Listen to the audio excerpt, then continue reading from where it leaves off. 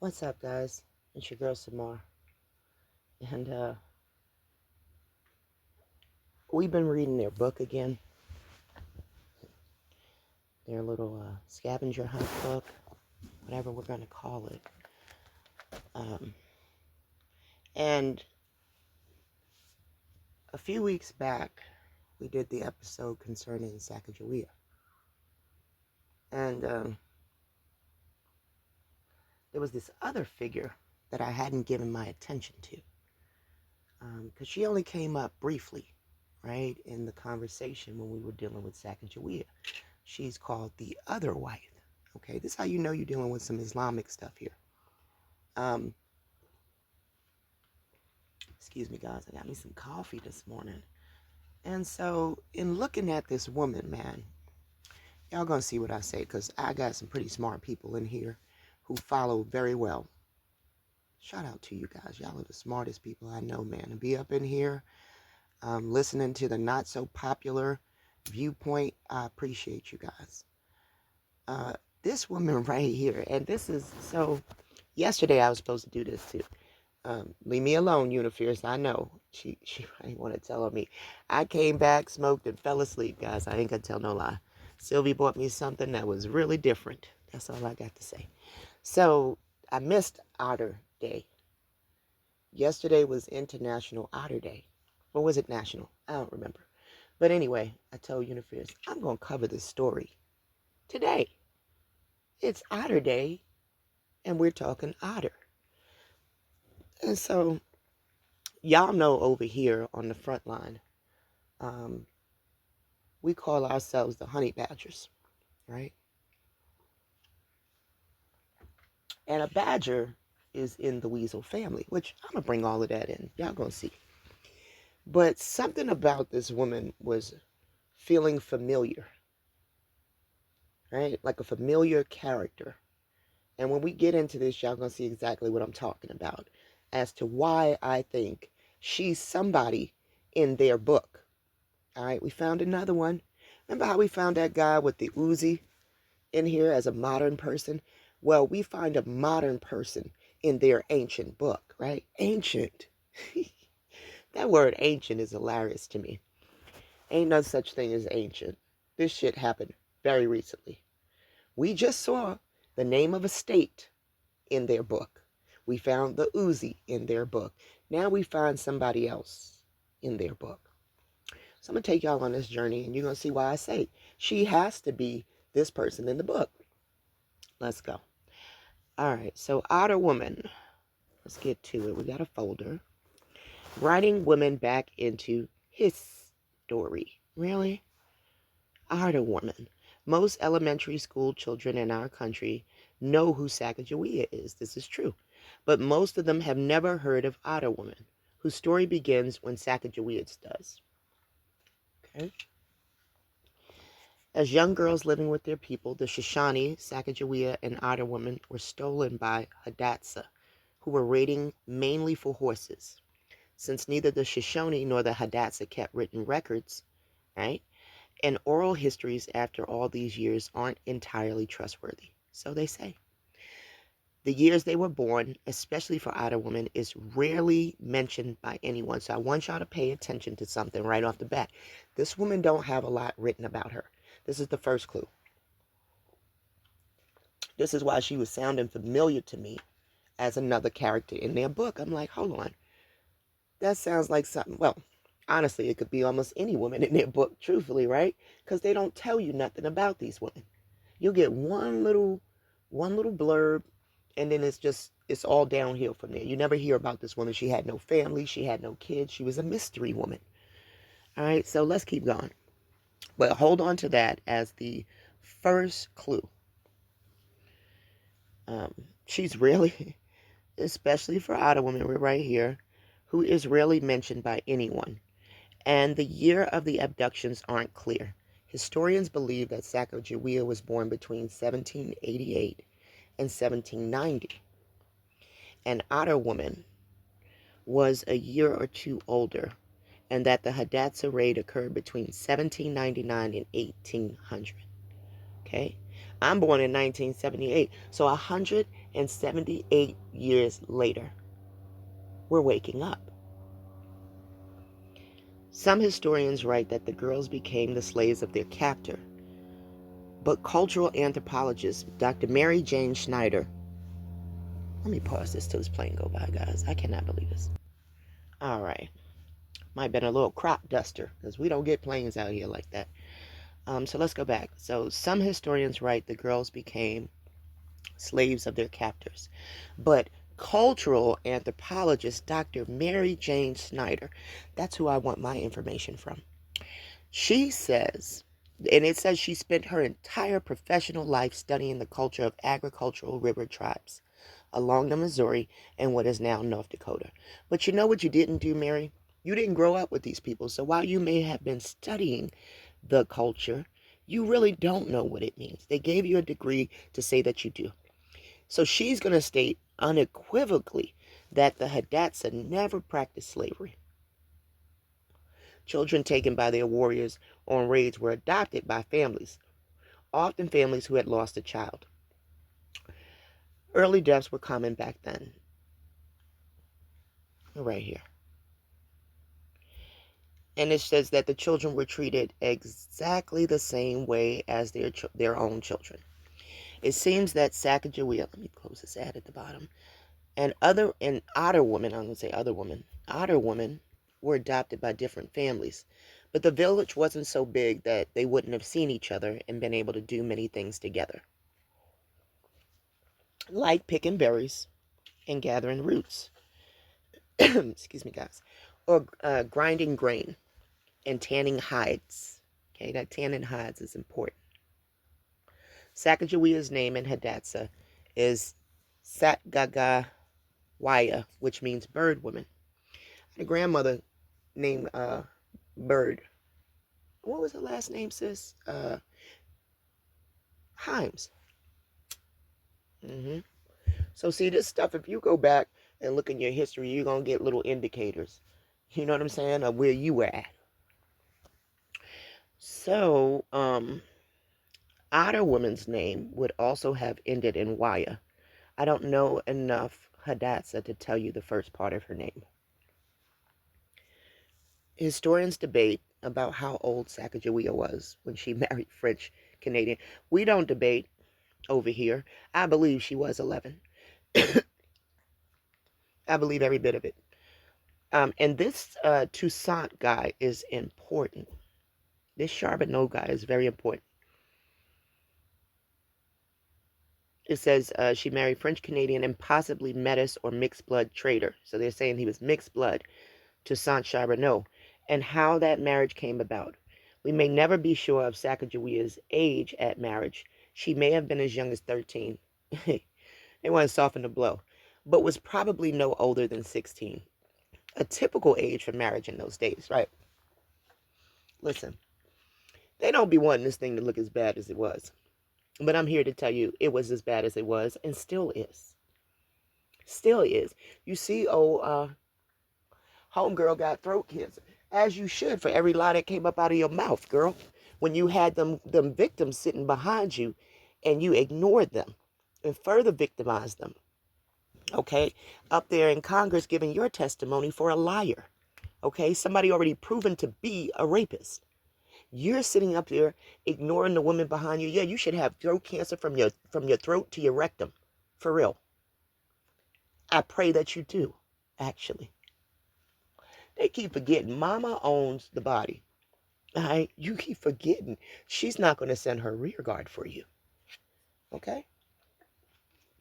Mama's territory is the body. Okay, you seen both of them leaders go to the hospital the same day. Ain't no joke around here. Ain't no joke.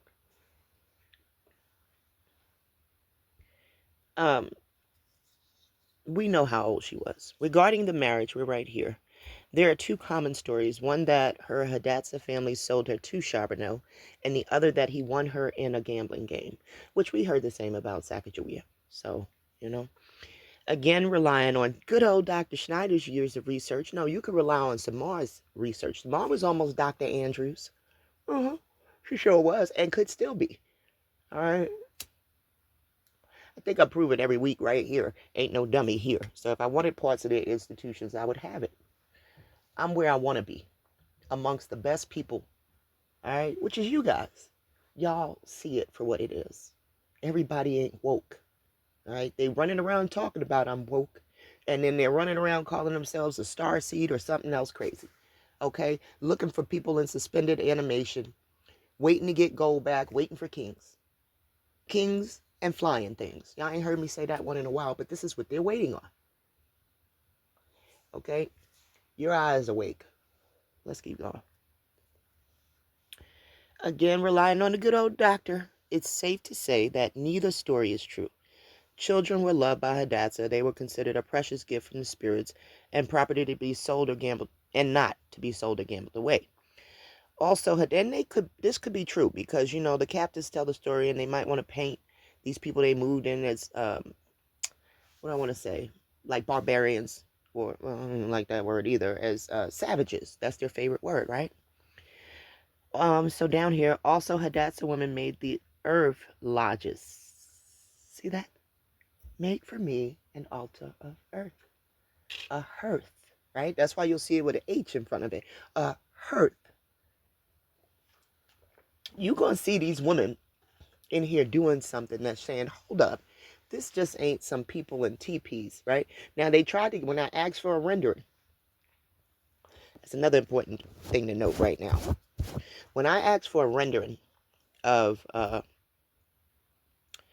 Otter woman, I said, hey, make me a Otter woman with the ceremonial robes, right? The buffalo robes. And she did. And this is the Otter woman in the background, guys. But she put a teepee in the back. I'm trying to tell y'all, they keep trying to dumb these people down. But yet you're going to tell me that they were making the earth lodges, huh? Yet you want to tell me that. You see? So do away with the teepee bullshit. The way these people were building was much more efficient. It was a much more efficient way of living because now if you slap drywall up and you put wood in houses, the way they were building their cottages over in England, right? Because you got to understand they didn't have the resources we had. So of course they're building with like wood and drywall and all this stuff that rots and decays, right? And it's so you always got to come back and buy it. I mean, what iPhone are we up to now? This is not a new method. They're doing this with everything. So if you think of your home is not designed to last generation after generation for you to leave it to your kids' kids. Mm-mm. Not your current home that's built to building standard. No, only an earth lodge would do that. That's an adobe home. Those are the ones that the families lived in. And the main woman in each lodge basically owned that lodge. Did you hear the truth that's coming out? She owned the lodge. Get it? A man could be put out by simply leaving all his possessions outside the door, and women were rarely forced into an unwelcome marriage. I'm trying to tell y'all what they came into when they came here. Okay? You listen. We still got men running around calling themselves chief. We ain't woke. We ain't woke. You still want to fill her shoes. You need to sit your ass down somewhere because she's chief. And any time that you put yourself as chief, you are none other than Abraham, stealing her place. All right, willing to lift your hands up to whomever so that you can. It's bow worship, guys. Good old bow worship. I really think Islamic or Judaism, they're all going back to the bow worship, no matter what they call it. He is king. So you see, they had a lot of power. Toussaint Charbonneau was no prize. We know from journals and letters that years before, when he was working for the Northwest Company, right, under John McDowell Wan,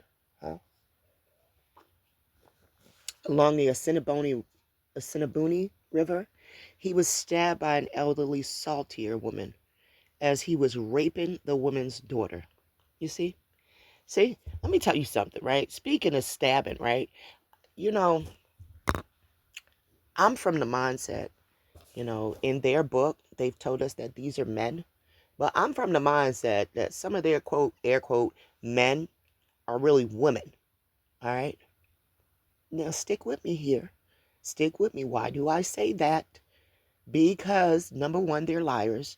Number two, we know they altered the book. But number three, what would have been different when they came to ask for a king? If Samuel was not a woman, please tell me. What would have been different? They already had a man. Couldn't they just give him the title king? I mean, the title seems to just go. It's not based off of your. It's not patrilineal, right? Where it goes from father to son to the next son to the next son. It's not. It's because we see it go from Saul to David. So it goes from the Benjamite tribe to the Judahite tribe. Now, one thing I think we see is that it really never leaves Judah. It really never leaves Judah. So the prophecy is true. They wrote that in there. So they're going to fulfill their prophecy. You see Sam, and the reason why I say that, I'm gonna get back to the story, but the reason why I do say that is because they were so in awe when Saul failed to kill that king, and he brought back all of the goods, and they had raided the storehouses of these people. Um, he didn't want to kill that king. See, men don't. It's the brotherhood. Shemuel, took her ass right in there and chopped that head off, and everybody was amazed, right? Because when we flip, you're amazed. You don't see us as capable of flipping. But never forget, the lioness is the female. If you take us there, 9 out of 10, most of us will go there. You know what I'm saying? We're not backing down. And I think we have no fear because we've made everything that is here. How could I be afraid of what we've made? We don't fear you. But you see us as the weakest link. You should stop doing that. This woman stabbed this man, raping her daughter. And it says the woman wasn't punished. Of course she wasn't going to be punished because that was how you were supposed to deal with stuff like that. Not this turn the other cheek stuff. Man, listen, they have made you guys complacent. It made you believe that you're not mighty. So she wasn't punished. Charbonneau lost his job and was unable to get another with an established trading or fur company. Now remember this trading stuff. And that's that whole city of merchant stuff. He began to work as a free trader, right? Free. And interpreter, working for whomever would pay him. When Lois and Clark, the priest and the scribe, right? Levi and the scribe arrive at the Hadassah and Mandan villages on the Missouri River in the fall of 1804. Charbonneau had interpreting contracts with 2 traders, Larico from the Northwest Company and Mackenzie from Hudson Bay Company. One possible reason for Sacagawea to agree to marriage to Charbonneau is his connections to white traders, right? His connections to white traders. Those connections would have added to her debts of family status and also brought them a larger amount of white trade goods. Another possible reason is that Charbonneau had already married her good friend, Otter. So she knew that she would not be alone. She would be with her friend who shared her history and her language. And I mean, that could have been true. Otter has been written out of history quite successfully. See, first clue. Due in part to Toussaint Charbonneau. She is mentioned, although not by name, in one of the diaries of the Corps of Discovery. Today, the wives of Charbonneau came to Fort Mandan bringing gifts of buffalo robes. That's your second clue right there. If you sharp, you might be thinking, hey, that does sound familiar. Now, I want you to know she's just tanning the hides of these furs. He's the fur trapper. He's the one. She probably tanned the hides and probably had to sew them and things like that, right? So you could say He's the keeper of these robes, right? Note the plural wives. Yet later that winter, Charbonneau and one wife, Sacagawea, moved into a teepee. Bullshit. Inside the palace. Now, if they had a teepee would have just been a tent, if you ask me. Like, yes, of course, when they were doing the core discovery, you wouldn't have wanted no Earth Lodge because you can't pick that joint up and go with you everywhere. So I think they came with these teepees, okay, and that they were actually just kind of like tents. Yeah, portable conical tent. See that? Made of skins, right down there. All right. Inside the palisades of Fort Mandan. In February, she gave birth to her first child, a son named Jean Baptiste, by Charbonneau, whom she called Pomp, a name very similar to the Shoshone word for first.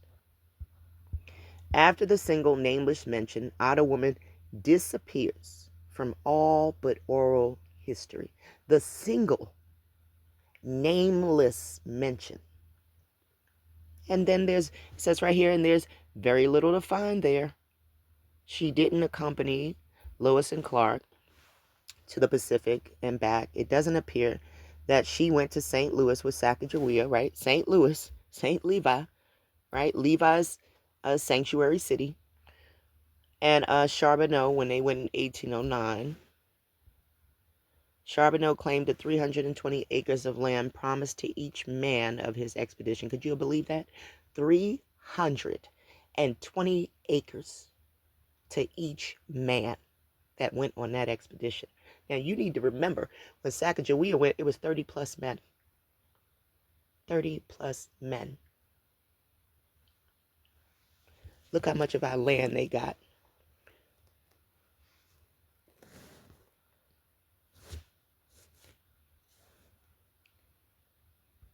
And it says here, Sacagawea, who was more useful than her husband, because she was the interpreter, she was the peacemaker, she was the one fooling everybody into thinking they came in peace. She was the boat handler, the finder of the food, right?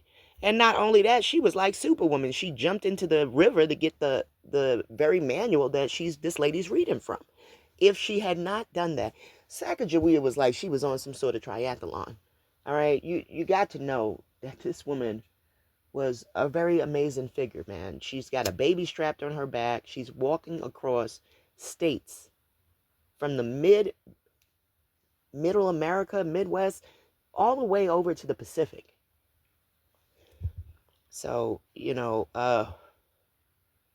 she didn't get anything. It says here, often kept the core of discovery alive, was never granted land or money. Interesting, but not surprising. I would say the same. So Otter Woman didn't accompany them in 1811 when the two went north again, this time with Toussaint in the employ of the Missouri River Fur Company. While there is debate as to whether Sacagawea died in a fire not long or returned and died as a very old woman, there is absolutely nothing known. Okay? Absolutely nothing known. I want you to remember that. Because for this person, I think she is in the book, it's the same. There is nothing. Okay? But what they did give us is actually just enough to make this connection. It says there's absolutely nothing known about Otter Woman, or at least nothing that was shared with whites, or that they have considered worth recording. All right. Did Otter Woman remarry when Charbonneau and Sacagawea left with Lois and Clark? Did she have any children by Charbonneau? Why did Charbonneau take Sacagawea to Fort Mandan but leave Otter Woman in the Hidatsa village? Was Otter Woman ever able to return to her Shoshone family? Without written record, there may never be an answer to any of these questions, but even though she didn't accompany the core discovery to the Pacific, Otter Woman deserves a place in history beside Sacagawea, her friend and sister wife. Okay? May they all live happily ever after. All right, let's go to the next folder. Next page in the folder. All right, so 12 facts about otters for Sea Otter Awareness Week. Okay? Told y'all that was Otter Day yesterday.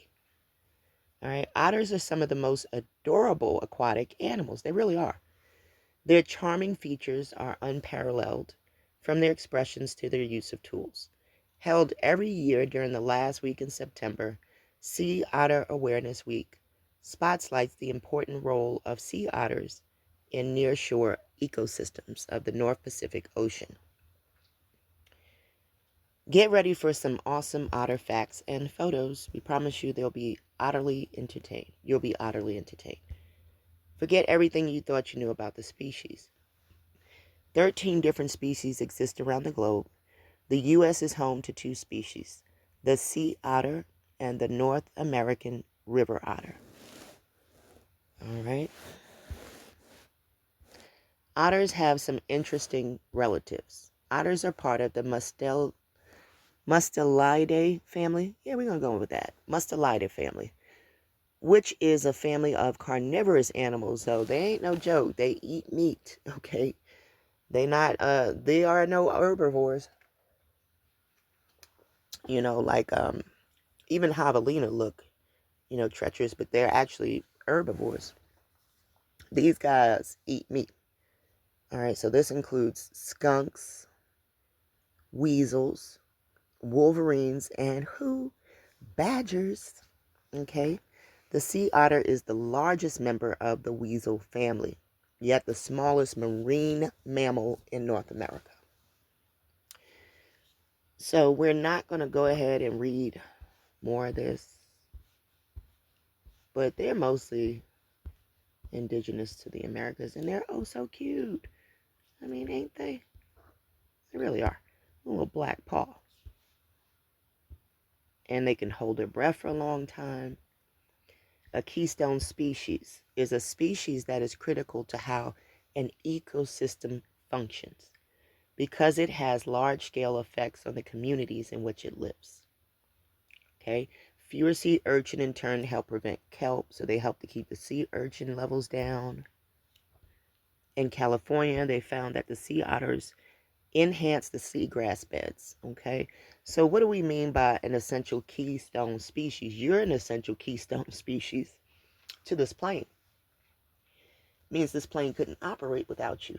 You know what I mean? So when I told you that your hair was the coil that is stimulating the plant growth, if you were to walk around barefooted on some soil, you're going to get amazing plant growth. Shoot, I've done it with shoes on and still gotten that response. You are a keystone species, and don't let nobody tell you nothing different. But I'll give you another one. Bees. Bees would be a keystone species. They're essential to the ecosystem. Without the bees, we wouldn't have pollination or cross-pollination possible. And y'all know we need it now because men have ran amok and designed the cities to where most of the trees are male. They didn't want fruit everywhere. So bees would be another keystone species. Salmon, would be a keystone species. So I just brought this in, though, to bring in the fact that the otter woman, right, that the otter is in the family of these creatures, the weasel, right? But we're here for the weasel. Okay? Hold on to that for me, please. She's not spoken of much in history. And the otter is family to the weasel. Now, remember, she gave out these robes, right? And so I want to get to the robes. Okay, this is supposed to be a picture. And there's some dark folks in these photos here. Okay, right? Mary Lewis, but notice what they're wearing, right? These furry robes. You see them, right? You see them. That, my friends, is the buffalo robe. Got a few in the back with one on. Them some brothers. Mary Lewis and William Clark's Corps of Discovery passed the first winter of their epic 1804 through 1806 expedition on the northern banks of the Missouri River in what is now North Dakota. They built a small triangular encampment across the river from a friendly Mandan village. Other Mandan and Minotari villages were located a few miles upstream. It proved to be a cold season. And this might have been that mini ice age. Mom was probably trying to freeze their asses out of their quote discovery. But here go people helping them. In his journal, Lewis marveled at the Indians' fortitude in extreme temperatures, which got more than 40 degrees Fahrenheit below zero. He recounted how a 13-year-old boy experienced only frostbit feet after spending a cold night in the open air protected only by a buffalo robe. In another entry, Lewis wrote how an Indian mother, threatened by a raging prairie fire, covered her toddler with a fresh buffalo hide. When she realized she couldn't outrun the blazing inferno carrying the boy, she returned and found him untouched, the skin having prevented the flame from reaching the grass on which he lay. This was 160 years before the first mylar survival blanket. Okay, these people knew how to make stuff to help them survive this extreme temperature. Northern latitude winters has always posed a formidable threat to human survival. Dangerous weather caused or contributed to more deaths among whites flocking to the American West than Indian bandits and wild animals together. As for the Indians, they had no knowledge of textile art and therefore no access to clothes. They adapted to freezing temperatures and wind-driven snowstorms by wrapping themselves in the skins and hides that protected animals from the elements. The first European trappers and traders ventured into the frontier adopted the way of the indigenous tribes, not only to seek accommodation and acceptance among the natives, but also to survive the rigors of extreme weather, as their woven apparel either wore out or was traded away. Buffalo hides were particularly prized as coat-worthy due to the larger dimensions, thicker skins, and dense, heat-retaining fur. A buffalo hide is still known as a robe. Okay? Did you know that? It's known as a robe. Possibly because the way the Indians wore them draped over or around the shoulders. White trappers and traders interacting with the Indians added sleeves and buttons, sometimes called collars and pockets, and turned the robes into coats. Okay?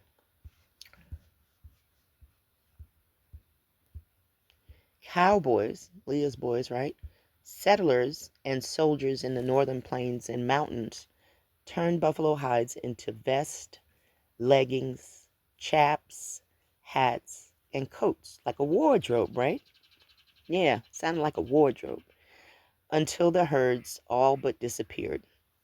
As late as the 1890s, soldiers and cavalrymen photographed in Wyoming wore the distinctive fur coats.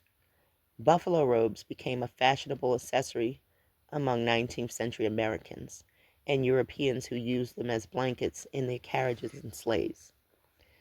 Despite modern day protests from vegans and animal rights activists, fur coat, fur vest, and fur trimmed on leather or cloth coats continue to be popular among the well-heeled. Buffalo coats are relatively rare, but they are available from a handful of specialty companies. A high-quality buffalo coat can cost upwards of $5,000, but it just might have saved your life in a blizzard or prairie fire. Okay? But guess what? He don't want these buffaloes here. There's this sound familiar? He's trying to wipe out the indigenous species off of the land in favor of, who knows, cows, I believe. Like, shout out to the cowboys, I guess. But listen, now we're going to get to who I personally think people are talking about in this woman. Huldah means something in Christianity. But if you want to know the exact meaning, history, etymology, or translation of this term, then check out the description on this page. You'll find out search and cross-referencing tools, right? So let's get down to it. I thought that was the part of the opening. Sorry, y'all. Let's get to why we're here. Huldah, definition and reference. Weasel, a prophetess, the wife of Sholem. She was consulted regarding the book of the law. All right.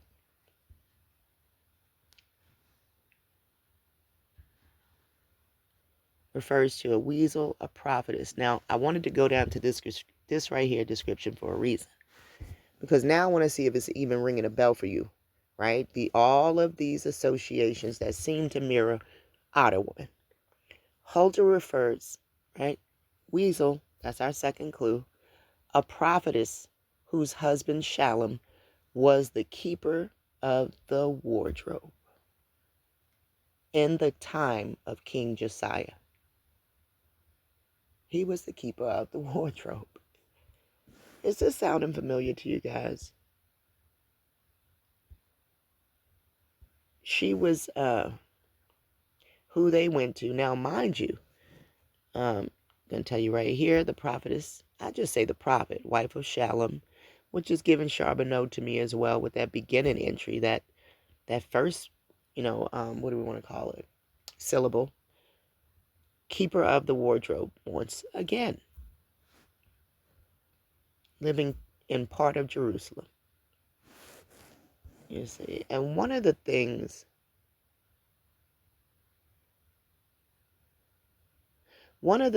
that happens with right down here,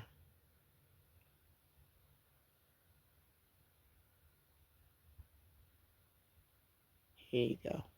She ranks, they say, right here with Deborah, and I don't like to bring Hannah in this because I don't know that woman, but Deborah, okay, among rare women prophets of the Old Testament.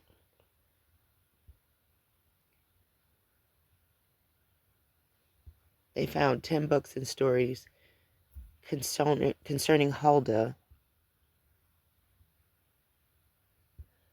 All right, so there's the story of Josiah, Zephaniah, the Book of Kings, but there's not going to be a lot about her.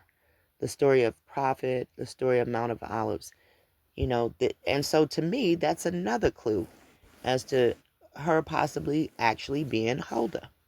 What in the world? Ah, I got all of this stuff in that little corner. Sorry, guys. So for me, when I looked at this and I realized, wait a minute. Not only does Otter mean, it's a member of the weasel family, right? I had 3 clues. Woman not really spoken of much in history. Her name is Otter. She is um, somehow linked to these buffalo robes. Now we go to Huldah. Not really mentioned in history.